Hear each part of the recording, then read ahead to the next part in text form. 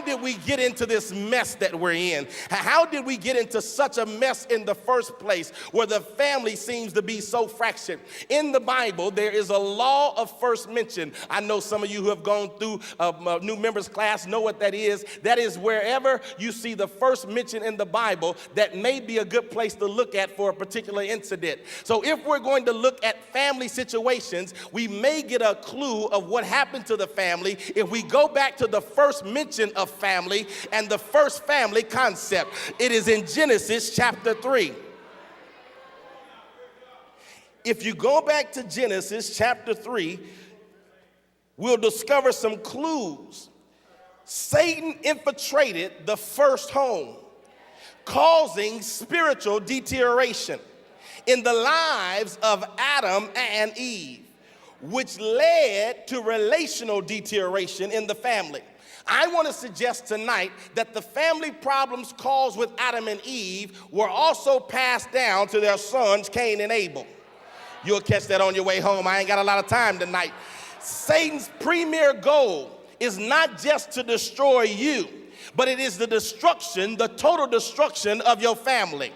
Well, preacher, what was the methodology? What was the thing that Satan used to infiltrate the family of Adam and Eve? Well, I'm glad you asked me, because in Genesis chapter 3, verse 1 through 5, we get some clues on how Satan infiltrated the first family. Verse 1 through 5, if you would read it when you get home, you would discover several things. That number one, Eve decides that she does not need God.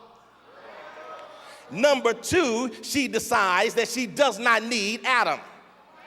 Watch this, I'm going somewhere. I want to suggest that the enemy got Eve to act independently of God and her husband.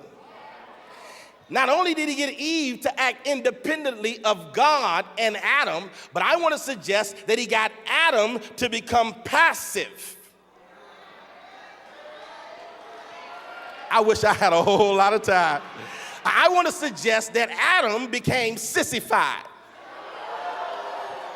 and aborted his authority and submitted the authority, the God-given authority, to him. I want to suggest that Adam became a submissive responder. Y'all still not walking with me. I want to suggest that the principle is this, that the enemy infiltrated the first family with what I want to call role reversal. Whenever roles are reversed in the marriage, conflict is bound to happen. That's the problem with somebody that's looking at me tonight. The role in your family has been reversed. There's a wife trying to act like a husband and a husband trying to act like a wife, and it's never going to work because that's not the way God has ordained it. Do I have somebody in this place that understands what I'm talking about? I want to suggest that whenever the man, the husband, aborts his authority in the household, he abdicates his right to lead the family in the direction that God has called him to lead. And I want to suggest that the role reversal is one of the first tools that Adam used. But not only role reversals, I want to suggest, watch what happens in verse 16 and 17 as a result of the role reversal in verse 1 through 5. In verse 16 and 17, you see the results of the role reversal. God says, since you all allowed this thing to get reversed, let me show you what's going to happen now. Verse 16. To the woman, he said, I will greatly increase your pains in childbearing.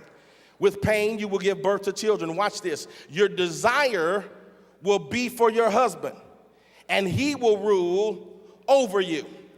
The results of the reversal were this, that man would seek to control and dominate instead of leading in love. See, somebody thinks that because God has given you the authority, that does not mean that you are to dominate over your woman and step all over her like she's nothing. God really wants you to lead in love. I wish I had a whole lot of time to play with this tonight. But watch this. He said that to the woman, what's going to happen to you is you're going to seek to usurp the authority of your husband. Maybe that's the problem with some wife in here tonight. Maybe the reason why you cannot get along with the husband in your house, the man in your house, the reason why you cannot get along with the one that God has given him the authority is because you want the authority. You want to be in charge. But I want to tell you this, that is not the way God has designed it. He has designed it so that the husband would be the head and the woman would submit. Oh, I know it's going to be quiet now.